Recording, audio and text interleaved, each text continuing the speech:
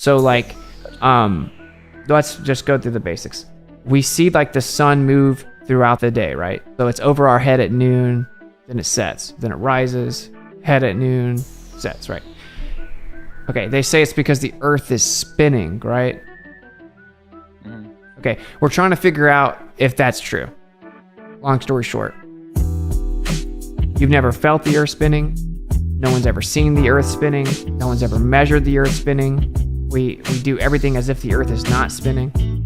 But they're claiming that it is spinning. They're claiming it's so big you just can't tell. So we're trying to find evidence, and that's the question of the day. If we're actually tilted on an axis, wobbling, spinning, revolving around the sun's dragging us through the galaxy at 500,000 miles an hour, and then our galaxy is going through the universe at 1.2 million miles an hour. There should be some type of evidence of that. We should have measured it with interferometry. We should be able to measure that the Earth is moving, right? But we can't. It's never been measured. So the question is, can you provide exclusive evidence that the Earth is in motion? Can you provide any actual exclusive evidence that the Earth is in motion? Period. Obviously, I'm not just talking about the orbit. I'm talking about any motion. How do we not got a baller in here that wants to come defend the motion? No motion? You guys have no exclusive evidence of any of the motion? It's rough. I mean, you got to have some. I mean, to believe something so preposterous, you would have to have some, like, actual evidence of that, right? Like, what? Damn, 2024 is rough for you guys. You guys know you can't even come here and defend the rotation at this point? Back in the day, if you ever said, so do you have any evidence the Earth is actually moving? Do you have any evidence of actual rotation? They would have been chomping at the bit. You know what I'm saying? Just so ready to say the word pendulum or ring laser gyro. Like, what happened? What happened, guys? Time and time and time again, the flat earthers always say, but can you feel the Earth move? Of course we can't, because we're in constant motion, which according to physics means we may as well be stationary. Constant uniform motion means we do not feel it. And it is the same as saying that we're not moving. The orbital velocity of Earth gets faster and slower as it orbits the Sun because of its elliptical orbit. Constant motion. Earth gets faster and slower. Constant uniform motion. How do you measure motion? Well, we have different ways, right? We have different ways to measure motion. Okay? If we try every single one of the ways we can, it shows that it's not moving. So that would be evidence that it's not moving, right? As to the question of whether or not we can actually detect or perceive the alleged motion of the Earth in an experiment on the Earth, we've already remarked that every attempt of this nature led to a negative result. Meaning we weren't able to actually ever detect, perceive, or measure the motion of the Earth. Two sentences, quote, the sun is at rest and the Earth moves, or the sun moves and the Earth is at rest, would simply mean two different conventions concerning two different coordinate systems, Albert Einstein and the evolution of physics, 1938. Of course, relativity is still used to this day as the glue for this entire claim that we're flying through space and just can't tell. Since then, I've come to believe that the motion of the Earth cannot be detected by any optical experiment. If we try to measure something to see if it's moving, and we get no movement, then it's not moving. Do you ever experience that the Earth is moving? Of course not. We can stack rocks up. We actually notice when the Earth moves. It's called an earthquake, right? Because it's actually moving from its previous stationary position. We can see smokestacks going up just straight up in the air. From our observation, the Earth's not moving. Now, the globe claims it is, you just can't tell. Okay, maybe so.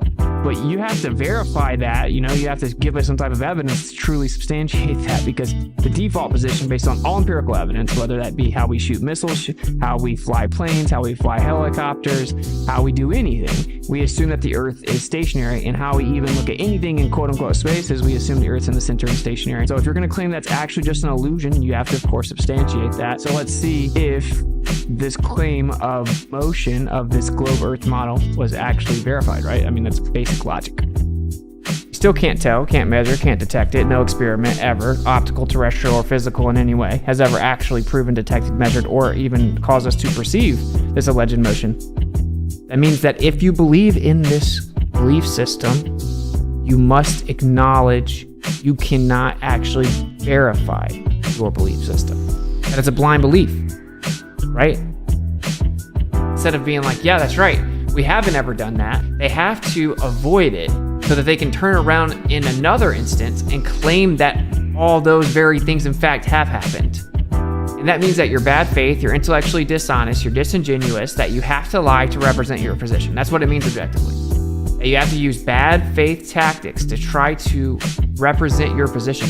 If flat earth is so archaic and stupid and easily disproven, and the globe earth is so scientific, and that's why all the scientists agree, and you can destroy flat earth in your sleep, then why would you have to do all of that? To the open-minded party that's maybe like on the fence, think about that. Wait, is it true or is it not true that you can't actually detect or measure the Earth's motion? And why is it that you guys can't just easily and immediately concede that? Right, because if you have the truth, there'll be nothing to hide. Not everybody can be a robot polisher. Quote mining again, Whitsitt. Dear, oh dear. Whitsitt is very, very good at retaining information, and he speaks well, using complex words while sounding confident, yet in reality he knows nothing more than a primary school child. What did you think of Whitsitt's quote mining? Quote mining or cherry picking is when you would go read that quote in context and it would actually contradict the argument or point that the quote was invoked to make. Meaning, if I make an argument and I back it up with a quote, if you go look at the quote and it doesn't back up the argument I said, then that would be quote mining. If I had said, for example, whenever I say with the quote, I've come to the conclusion that no optical experiment can detect the motion of the Earth, although the Earth revolves around the sun. Okay, now if I say, even Einstein said that you can't detect the motion of the Earth with any actual experiment on the Earth, and then I invoke that quote to support it, what was the argument? What was the claim that I made that I invoked Einstein to support? That even Einstein admitted, implying that even though that is obviously someone that believes in your position, but not only someone that believes in it, someone that helped build it, and his theory is still the glue and staple of your position, so it's like the strongest hostile witness that you could possibly have, right?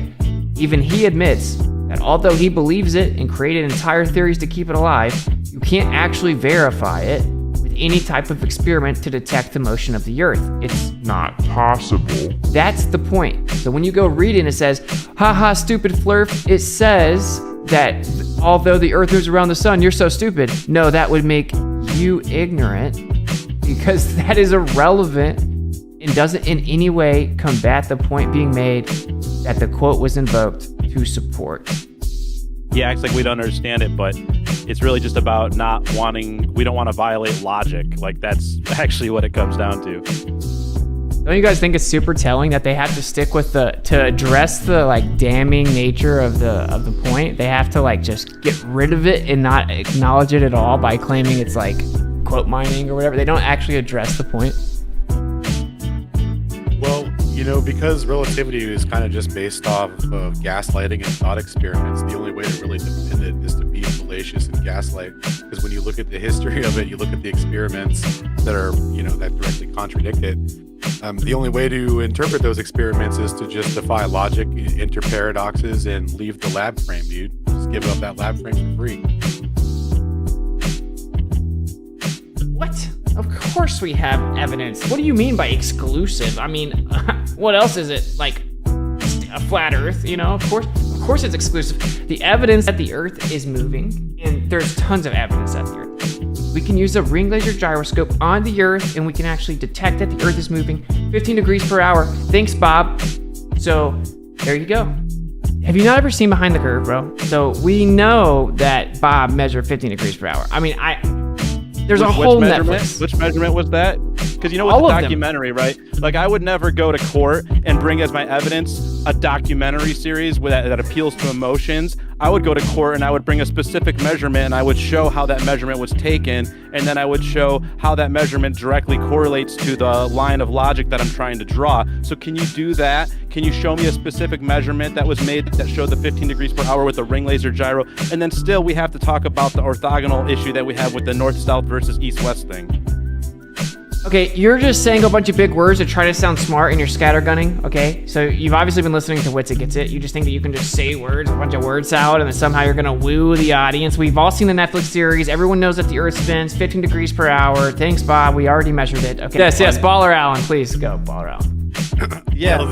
This is Baller Allen, Toby. I have a question for you about Nicholson Gale Pearson. They're not coming on, right? It's like, what are we supposed to do other than act like that? So you know how they always say, oh, well, no evidence for a flat Earth again. It's like, no, you mean like Literally all evidence that exists in the history of mankind. Like, literally. focus on the falsification part of it, right? That's how an intellectually honest person will go about it. You notice when we pin them down the falsification, we get crickets. The ring laser gyro not only doesn't prove the Earth is rotating, it does the exact opposite. It does the exact opposite. Interferometry measurements are the enemy of the globe model. Direct falsification. If you're a truth seeker, you're not going to compartmentalize this. You're not going to frantically look for some other answer. You're not going to say, but how would seasons work on a flat Earth? You're not going to change the subject and think about some other way to bring something else in, or just pretend you didn't hear it, or be like, well, this flat Earther can't be right. You're just going to be honest, accept the truth for what it is, and be like, okay, it can't be the Earth spinning. So I'm no longer going to claim that the gyroscope detects the Earth spinning, because it can't be. We've just proven it. It's very telling that everyone in the chat that believes in the globe and all that, none of them can acknowledge the evidence or the argument, the actual thing we're talking about. Every single one of them are changing the subject. So you have to completely avoid this. How do you sleep with yourself? How do you know that you're not a truther then? You know that you're not actually looking for the truth of the situation. Either you're like, okay, I need to figure out how this does work with a spinning globe, or accept that it clearly doesn't and it falsifies it. Okay? But those are the only two options that are honest. Otherwise, you're lying to yourself. You have cognitive dissonance. This information makes you uncomfortable because it doesn't comport to your worldview or your belief. And so you're trying to just desperately bring something else up to convince yourself that you know that the Earth is a spinning globe. Just really open your mind and think about what we're saying. There's no way out. They hijacked the stationary Earth, just like they hijack the flat Earth and say, yeah, sure, you have to treat it like it's stationary. Sure, we have to measure it like it's flat. But actually, I promise it's curved. I promise it's spinning. Just trust me. Here's my story. We took their story. We sifted through it. We found that the measurements they claim to support their story specifically refute their story. And that's just the way that it goes. Doesn't matter what anyone else say about it. So seek and speak truth unequivocally. The weak find contentment in the consensus of ignorance. So who cares what other people think? They've been wrong throughout all of history. People are collectively not the brightest, right? They hand over their critical thinking to other people. Who cares what those people think? Who cares if they try to arrogantly pretend that they're smarter than you because they have the consensus on their side? It's just really stupid and lame, and no one cares. Okay? And in reality, they secretly admire you for being bold enough to independently think for yourself, and they see your pattern recognition, they see that you don't conform, and they actually like you. They actually wish that they were bold enough to do that. They'll just never say it. So just understand that and speak the truth, because what's true is rarely popular, and what's popular is rarely true.